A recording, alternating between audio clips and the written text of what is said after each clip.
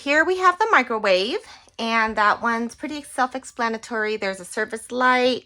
You can turn it on and off for when you're cooking over the stove, as well as a vent fan, high, low, and off. Just make sure that you have the vent cap or flap on the other side open. For the stove and the oven, the button right here on the bottom position, which is the 2 dashes, will have lights for the knobs as well as the oven. Middle is off, and the top is just light for the knobs. Even if you have it in the off position, as soon as you have propane coming through, it will show red on the knobs as a safety feature. For example, if I open this up, and all you have to do is click it over to ignite it. You can even do 3 at a time if you really wanted.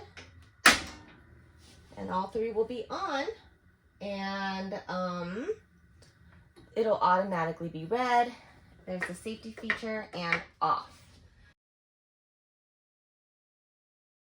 First, from the off position, you're going to want to go down to the little fire symbol to ignite it.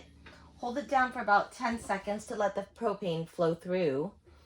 Then we're going to click it a few times.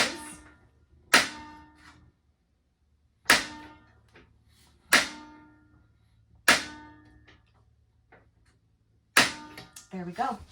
Now that we see a fire, we're going to hold this button down and don't release it yet for about another 10 seconds. There's a little heat setting there.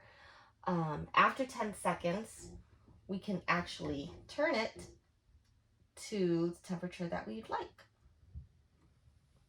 And that's it. We got a beautiful fire. When you're traveling, remember to fold the glass to the down position so it does not shatter when you're on the road.